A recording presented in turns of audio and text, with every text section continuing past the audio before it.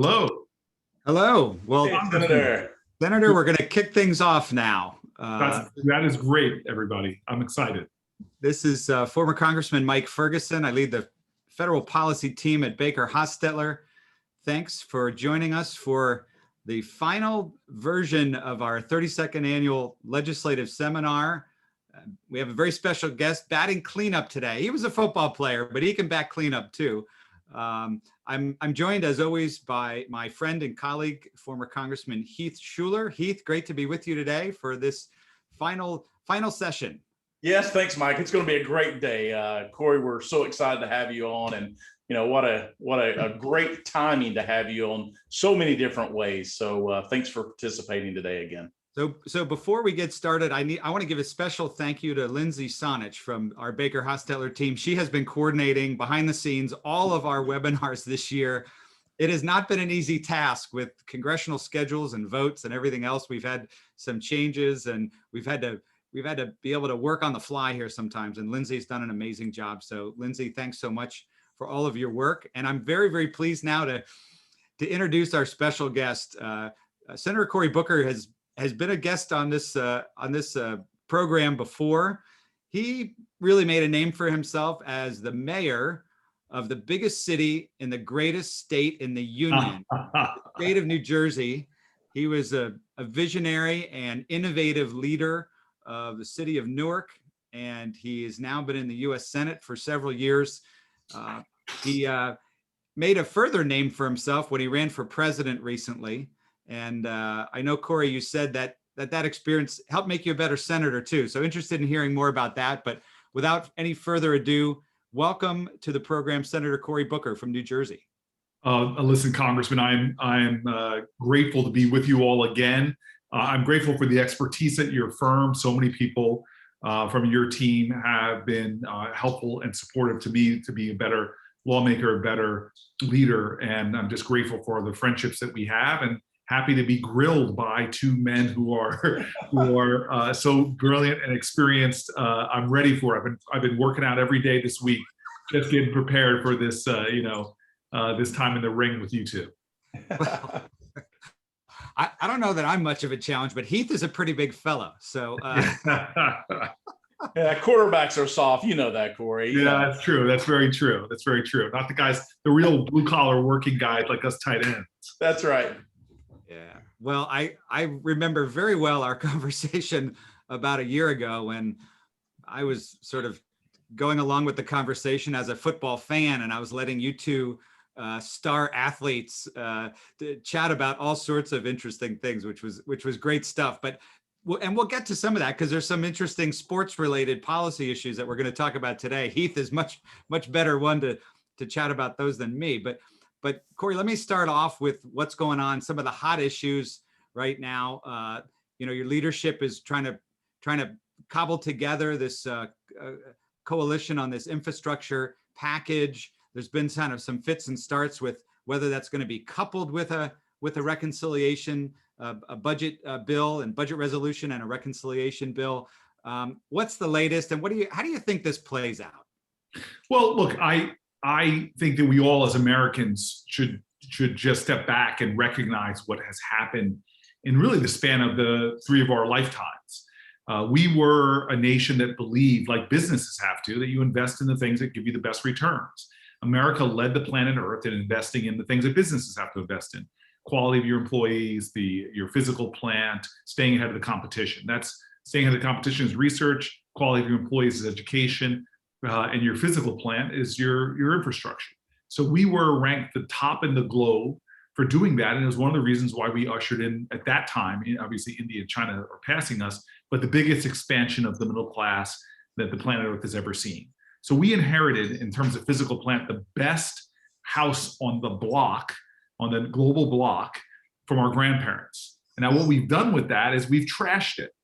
And we right now have about $1 trillion to $2 trillion of just infrastructure deficit for that 20th century infrastructure, just to get the 20th century infrastructure going.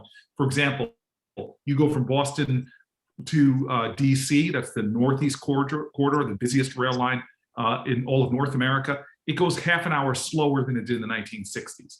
I just was with Secretary Buttigieg in an open car so you could see, going through these bridges that were built more than a century ago that are inadequate and crumbling, literally corroding as we speak. And so this is the question as us Americans is, what are we going to do about it? Now, I have very strong feelings that we do like every generation of Americans did. The whole Erie Canal, building canal systems, was a bold, visionary national project. The aeronautics, the airplanes, building airports all around this big national vision. A great Republican president, Eisenhower, said that we're going to put $1 trillion in today's money in building out national highways. My mom was just telling me what it used to be like to have to drive to California without a national highway system. So what is our generation going to be known for? Just repairing what our grandparents gave us? Or are we going to be known for creating globally the best 21st century infrastructure? And so this bipartisan bill, I commend it. I haven't looked at all the details. I obviously want to study down, and that's great. But it really is not about doing what I think we need to do, which is to catch up, regain our top spot globally, to have the best infrastructure on which businesses build on that platform and more. So I think we're going to see this bipartisan bill move forward, but count me in the camp of saying I want this president to go down just like Eisenhower, visionary, bold, massive investments in the kind of things that businesses know create a great return on investment. So you have the bipartisan bill, right? The plan, the Senate plan that is, I think very politically popular. It doesn't raise taxes. It's something that doesn't happen anymore, which is a bipartisan cooperative effort. That some of the progressives and some of the Democratic leadership have been talking about coupling, basically holding hostage, my term, that very popular bill for a much bigger human infrastructure, whatever, additional plan with a lot more spending, higher taxes. Is that politically smart to not do something that's super popular that, probably the broad middle of America says, hey, they're actually getting something done in a bipartisan way, building, infrastructure, roads, bridges? Is it smart to not do that eventually if it means it's coupled with a bigger package, which frankly, the margins are so thin, it might be hard to do? Again, I'm telling you right now, the question that history is going to look upon, China built 18,000 miles of high-speed rail very recently. And we still are debating whether we want rail in the South or to connect Northern California to Southern California. The question really is, to me, and again, leadership is not always about popularity. It's about doing what's right for your nation, for the next generation, planting trees often under whose shade you may not even sit. And so the question is who are we going to be? This plan, which is smaller than Eisenhower's, is that enough? Or do we do something that's going to take some sacrifice? Now, I'm stunned at the profligate spending of government over the last 30 years. I mean, we spent alone in the Middle East $5 trillion to conduct these wars.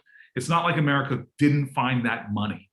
We came up with trillions of dollars in the Middle East in wars, frankly, I'm against, and engagements. And what have we done and seen here? So what is a politically popular thing? I'm not sure, and there's going to be a lot of discussions. I'm part of Schumer's leadership team, so I hear some of them. But I'm just saying right now, in the United States of America, I don't know if you heard this, but I ran for president. And I was stunned that when I was traveling from Iowa to South Carolina, going places with no access to broadband. This is the United States of America. Our competitors from South Korea to Germany have near universal penetration. And we still have places where folks don't even have access to broadband. And so I'm sorry, when I was mayor, you talked about me being a great mayor, I was willing to do things that were not popular. I was willing to do things that weren't popular in my party. Heck, we got 40% of our kids in high-performing charter schools that outperform the suburbs. You know this, Mike. Is that popular in my party? But you know what? Black children, this is the #1 city in America for what's called beat the odds schools. Kids who are low-income kids going on to college. If you're a Black kid in Newark, which is the majority of our kids, your chances of going to college went up 400% since I became mayor. And so I'm sorry, this is not a time to ask what's popular. This is a time to ask what's right. And we are the United States of America. Most Americans like me who have passports travel around are almost like you go to other cities, nations, you see their airports, you see their high-speed rail, you come back here and you're wondering what happened in the last 50 years. Real quick follow-up on that. I know Heath wants to get in here, but if a tax package passes, a reconciliation package with tax code changes, do you think the SALT deduction will be changed? I'm asking you as a fellow New Jerseyan, right?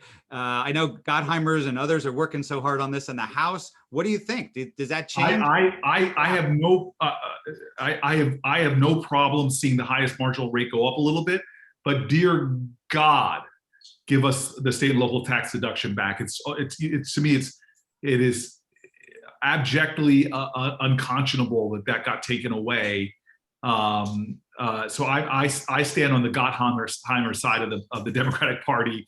By the way, his ego is that he will love that we're calling it the Gottheimer side. Somebody's got to clip this part and send it to him. But count me in that camp that wants to see state and local tax deduction in return. And by the way, there are some people in my party, the progressive wing, that might say that's a gift for the rich. I am sitting here right now talking to you. I'm the only senator that lives in a Black and brown community below the poverty line. Median income here in my neighborhood is about $14,000, according to the 10 years ago census. I know it's risen since then.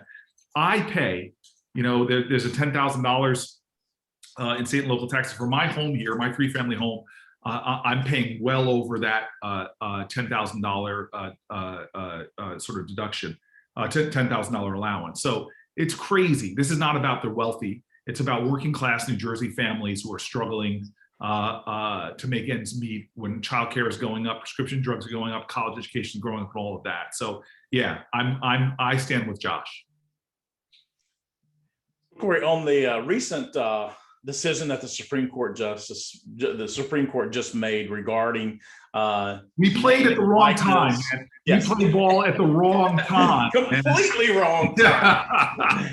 Can you tell us it's kind of a two-part question. Yeah.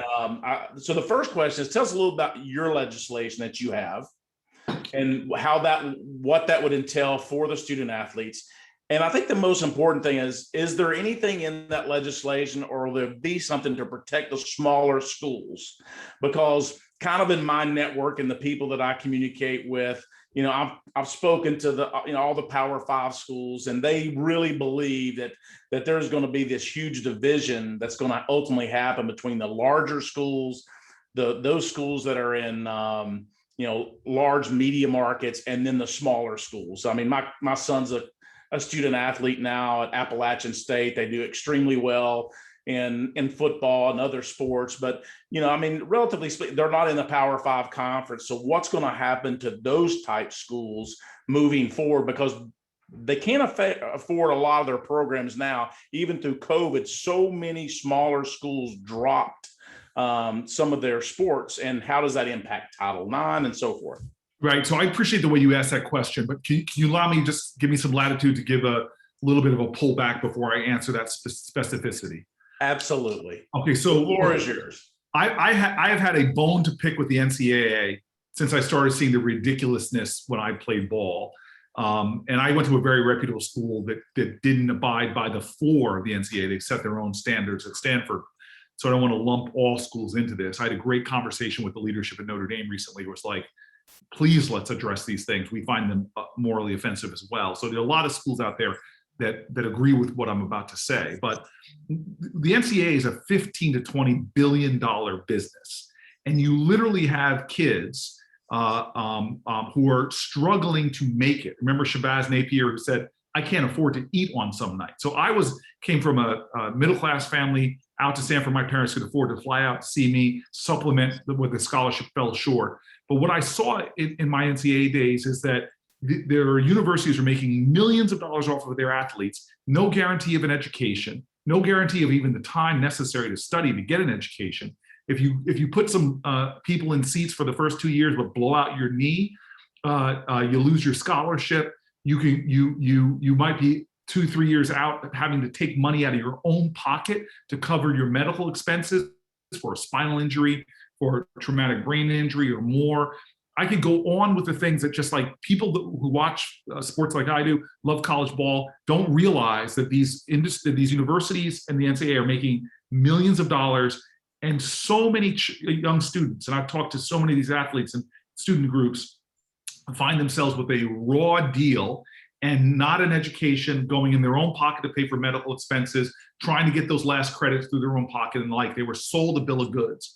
And so what I said simply for years now, because the NCAA would give me lip service, they would tell me, Senator, 7 years ago, hey, what you're saying is right. We should have lifelong scholarships. We should have more fair healthcare, but they've done nothing about it.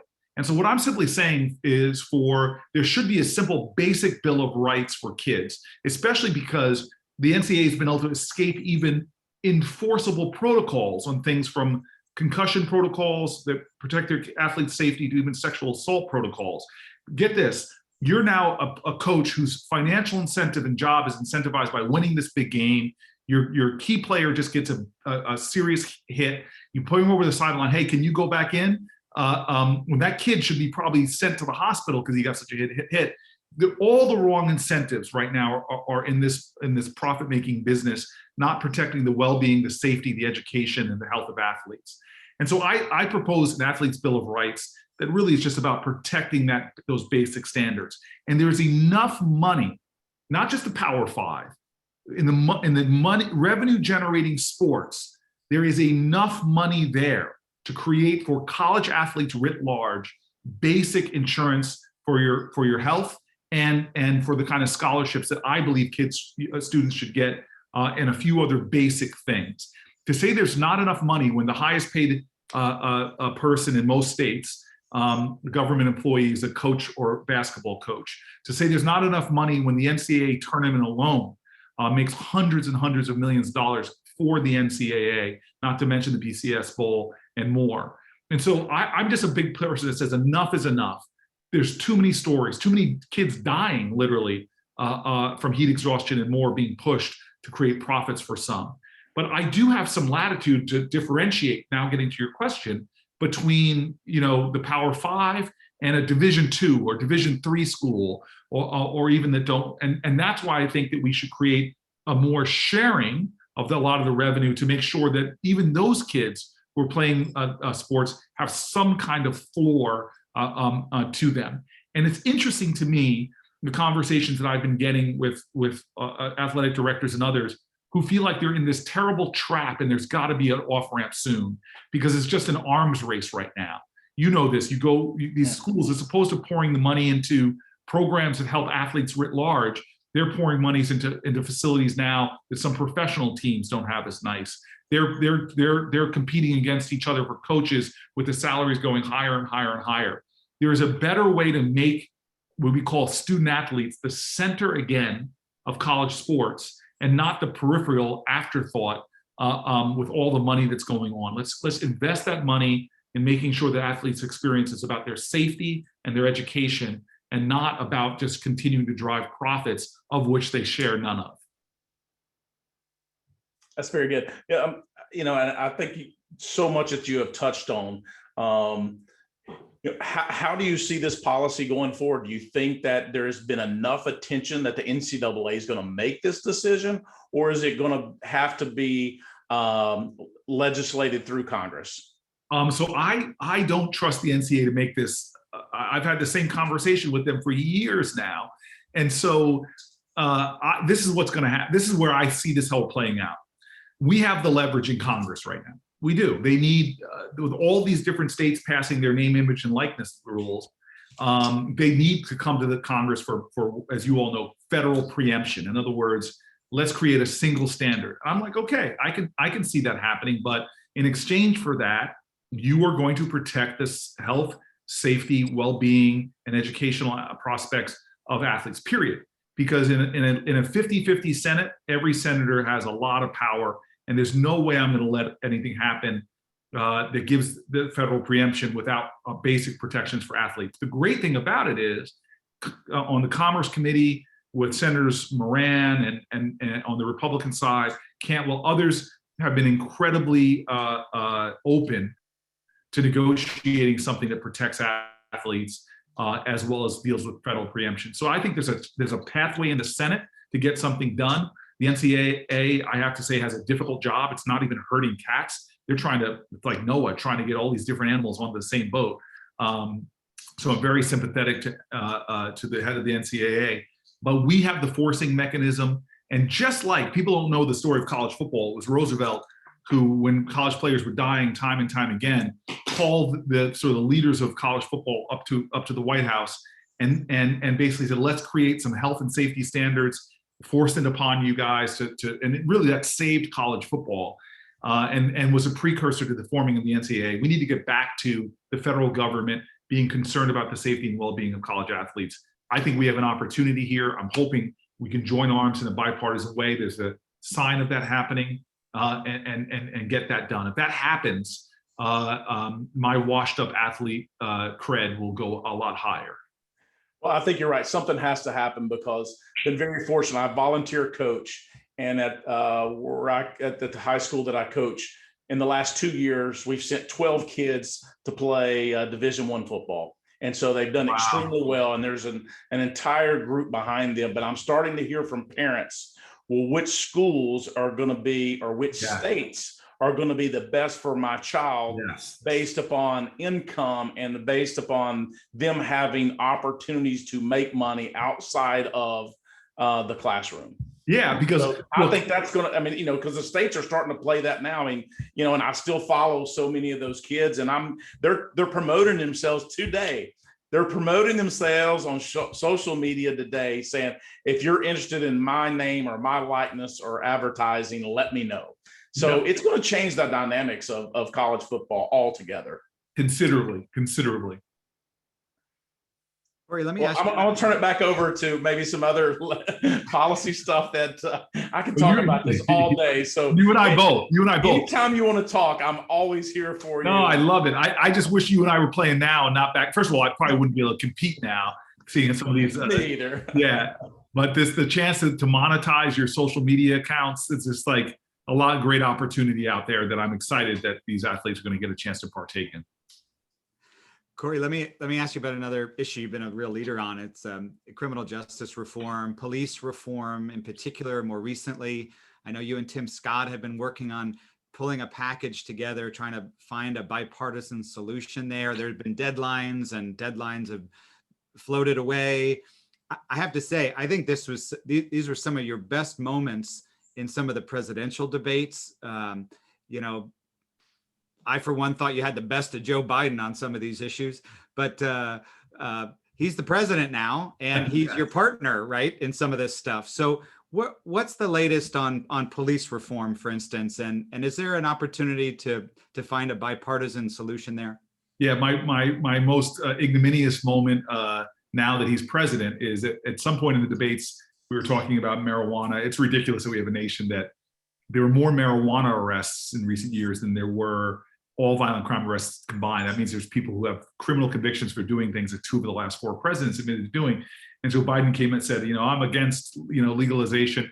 And I made the mistake of saying to Joe Biden, Mr. Vice President, I think you must be smoking pot. You must be high right now to say something like that. And my mom was not happy that I accused a vice president of being under the influence of marijuana. So I've apologized for that, by the way. So look, Tim is a friend of mine. This is the only time in American history that 3 Black guys have served at the same time in the United States Senate. 3 big, bald Black guys, no less, because all of us are follically challenged. But Tim is a guy who's gave a very moving speech on the Senate floor years ago about how many times he's been stopped by the Capitol Police. And he and I both share the indignities and the fearful moments in our lives of being stopped by police, of being accused of stealing things, and really feeling like you were a hair trigger, as I've had guns drawn on me before, from losing your life in situations like that. So we both have this sense that things have got to change. And we also both share this sense of understanding law enforcement more than many senators do, because I ran a police department in a city that the #1 demand from my voters in every election I ran was for more public safety, to do something about the violent crime in our city. And so we have a very balanced perspective on this, and we've been working in good faith, trying to come to some agreement. He and I were texting today about this. I was able to do something I never imagined, to get groups like the FOP to agree with me on a bill. But Tim and I are still working, because the FOP, besides the largest of all the police unions, isn't the only one out there. So we are at a point in America where we have policing that doesn't have the standards of transparency I believe we should. And frankly, a lot of police groups agree with me as well, that there are practices that are used today that should be banned, like carotid holds, that there are measures that we should have. As we all know, run things, you can't measure it, you can't manage it. And so there's a lot of data we should be collecting nationally that we're not collecting. So there's a lot of things that we have general agreement on, but I'm going to tell you right now, I think you're right, time is running out. This Congress is moving very quickly. There's a crowded agenda on the Senate floor. And if we don't do something soon, we will lose a historic moment where we really should rise to that moment and make the reforms necessary. And again, as Tim and I have talked, if the FOP, I told a great guy named Jim Pasco, I viewed him as like an ogre before I got there, because these guys are tough union and have not shown, in my opinion, the level of desire for reform. But Jim and I, as along with another law enforcement agency, had 3 weeks of negotiation where I came to have a lot of respect for him. I've always had respect for his membership. We came to some accord, and if we can, a Democrat from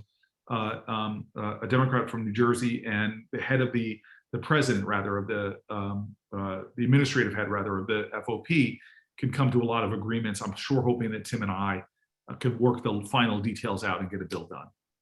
I would think the politics of that would be good too, though, right? I mean, I've heard from a number of my Democratic friends and lamented how, the defund the police, probably hurt in the elections last year. I mean, you're a guy who, like you say, you ran a police department. Your constituents were asking for better security, better law enforcement.